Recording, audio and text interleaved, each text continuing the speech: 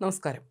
യുകെയിൽ മലയാളി യുവതി കാറിടിച്ച് മരിച്ച സംഭവത്തിൽ കുറ്റക്കാരിയെന്ന് കണ്ടെത്തിയ പ്രതിക്ക് തടവ് ശിക്ഷ വിധിച്ച് കോടതി.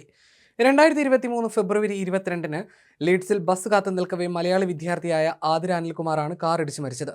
അന്ന് അമിത വേഗത്തിൽ കാർ ഓടിച്ചിരുന്ന ഒരു നേഴ്സിനെയാണ് കുറ്റക്കാരിയെന്ന് കോടതി കണ്ടെത്തിയതും ശിക്ഷ നൽകിയതും.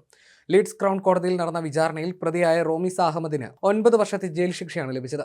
അമിത വേഗത്തിൽ വാഹനം ഓടിച്ചതാണ് ആതിരയുടെ മരണത്തിന് കാരണമായതെന്നും അപകടകരമായ ഡ്രൈവിംഗിലൂടെ ഇരയെ ഗുരുതരമായി പരിക്കേൽപ്പിച്ചെന്നും റമീസ കോടതിയിൽ കുറ്റസമ്മതം നടത്തി. സ്നാപ്ചാറ്റിൽ സല്ലാപം നടത്തി കാർ ഡ്രൈവ് ചെയ്ത റമീസ അഹമ്മദ് സൃഷ്ടിച്ച അപകടത്തിൽ ജീവൻ നഷ്ടമായത് സ്വപ്നങ്ങളുമായി യുകെയിലെത്തിയ മലയാളി വിദ്യാർത്ഥിനി ആതിര അനിൽകുമാറിൻ്റെതായിരുന്നെങ്കിൽ അപകടശേഷം വേഗത്തിൽ രക്ഷപ്പെടാൻ ശ്രമിക്കവേ വീണ്ടും സൃഷ്ടിച്ച അപകടത്തിൽ കാർ പാഞ്ഞു കയറിയതോടെ ഗുരുതര പരിക്കുകളോടെ ജീവച്ഛവമായി മാറിയത് 40-കാരനായ ബ്രിട്ടീഷ് പൗരനായിരുന്നു.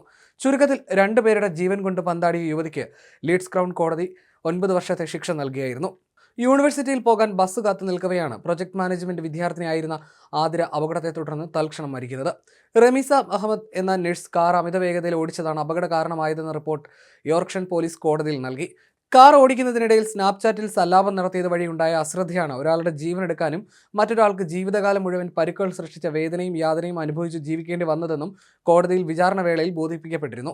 പ്രതിക്ക് പരമാവധി ശിക്ഷ നൽകണമെന്നാണ് പ്രോസിക്യൂഷൻ വാദം നടത്തിയത്. 20 മൈൽ വേഗപരിധിയിലുള്ള നഗരത്തിൽ റമീസ കാർ ഓടിച്ചത് 40 മൈൽ വേഗതയിലായിരുന്നുവെന്നാണ് പ്രോസിക്യൂട്ടർ ജെസിക്ക സ്ട്രേഞ്ചർ നടത്തിയ വാദം. 27-കാരിയായ റമീസ അഹമ്മദ് സൃഷ്ടിച്ച അപകടം ഒഴിവാക്കപ്പെടേണ്ടതായിരുന്നുവെന്ന നിരീക്ഷണവും കോടതിയിൽ വിചാരണയ്ക്കെത്തി. അപകടത്തിൽ പരിക്കേറ്റ യുവാവ് താമസിക്കുന്നത് അപകടം നടന്ന ബസ് സ്റ്റോപ്പിന് നേരെ എതിർവശത്താണ്.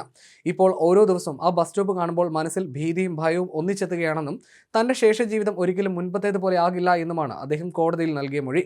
2.5 സെക്കൻഡിന്റെ വ്യത്യാസത്തിലാണ് റമീസയുടെ കാർ ആതിരെ ഇടിച്ചിട്ടത്. റമീസയ്ക്ക് അതിരെ വ്യക്തമായി കാണാമായിരുന്നുവെന്നും അപകടം ഒഴിവാക്കാൻ റമീസ ശക്തമായി ബ്രേക്ക് ചെയ്തതിന്റെ ഒരു ലക്ഷണവും കാറിൽ നിന്നോ റോഡിൽ നിന്നോ അന്വേഷണ സംഘത്തിന് ലഭിച്ചതുമില്ല. റമീസ മുൻപ് 2 തവണ ഡ്രൈവിംഗ് കുറ്റകൃത്യം നടത്തിയതായും പോലീസ് വ്യക്തമാക്കി. ഒരിക്കൽ റെഡ് ലൈറ്റിൽ നിർത്താതെ ഓടിച്ചുപോയ കുറ്റമാണ് റമീസയെ തേടിയെത്തിയത്. വിചാരണ വേളയിൽ കോടതിക്ക് മുൻപാകെ 2 കത്തുകൾ നൽകിയ റമീസ ഒന്നിൽ ക്ഷമാപണത്തോടെ ആതിരയുടെ കുടുംബത്തിന് കൈമാറണമെന്നും അഭ്യർത്ഥിച്ചിരുന്നു. മൊബൈൽ ആപ്പിലെ പാട്ട് കേട്ട് ചാറ്റ് ചെയ്ത് ഡ്രൈവിംഗ് നടത്തിയ റമീസ റോഡിലേക്ക് നോക്കിയതേ ഇല്ലെന്നാണ് പ്രോസിക്യൂഷൻ നിഗമനം. താൻ അറിയാതെ ആക്സിലേറ്റർ അമർന്നതാണ് വേഗത വർദ്ധിക്കാൻ കാരണമായതെന്നാണ് റമീസ പോലീസിന് നൽകിയ മൊഴി. താൻ ആക്സിലേറ്റർ പെഡലിൽ നോക്കിയ സമയം തന്നെ അപകടമുണ്ടായി എന്നും ഇവർ പോലീസിനെ ധരിപ്പിച്ചിരുന്നു. അതിനാൽ തനിക്ക് എന്തെങ്കിലും ചെയ്യാനാകും മുൻപേ അപകടം സംഭവിച്ചു എന്നായിരുന്നു റമീസയുടെ മൊഴി. ഇടയ്ക്ക് താൻ സാറ്റലൈറ്റ് നാവിഗേഷനിലേക്ക് നോക്കിയെന്ന് റമീസ പറയുന്നുണ്ടെങ്കിലും അതിനുള്ള തെളിവൊന്നും പോലീസിന് കണ്ടെത്താൻ സാധിച്ചിട്ടില്ല. യുകെയിലെത്തി ദിവസങ്ങൾക്കകമാണ് ആതിരെ തേടി അപകടമെത്തിയതെന്നതും ദുരന്തത്തിന്റെ ആഘാതം കുടുംബത്തിന് ഇപ്പോഴും മറക്കാനാകാത്ത സാഹചര്യം സൃഷ്ടിച്ചിരിക്കുകയാണ്.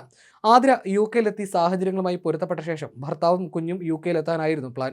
എങ്കിലും എല്ലാവരോടും സന്തോഷത്തോടെ യാത്ര പറഞ്ഞ് പിരിഞ്ഞ ആതിരയുടെ ജീവനറ്റ ശരീരമാണ് ആഴ്ചകളുടെ വ്യത്യാസത്തിൽ കുടുംബത്തെ തേടിയെത്തിയത്. ജയിലിൽ നിന്ന് ഇറങ്ങിയാലും 2 വർഷത്തേക്ക് വീണ്ടും ഡ്രൈവ് ചെയ്യാൻ റമീസയ്ക്ക് സാധിക്കില്ല. യുവതിക്ക് വീണ്ടും ഡ്രൈവ് ചെയ്യണമെങ്കിൽ ലൈസൻസ് ടെസ്റ്റ് നടത്തേണ്ടി വരും. അപകടത്തിന് മുൻപ് ദീർഘനേരം റമീസ മൊബൈൽ ഫോൺ ഉപയോഗിച്ചിരുന്നുവെന്ന ഫോറൻസിക് റിപ്പോർട്ടാണ് കോടതിയിൽ പോലീസ് എത്തിച്ചത്. അമിത വേഗതയും മൊബൈൽ ഫോൺ ഉപയോഗവുമാണ് യുകെയിൽ വാഹനാപകടത്തിൽ ഇപ്പോൾ മുഖ്യ 2 കാരണമായി മാറുന്നതെന്ന് പോലീസ് കോടതി വിധിക്ക് ശേഷം വെളിപ്പെടുത്തി.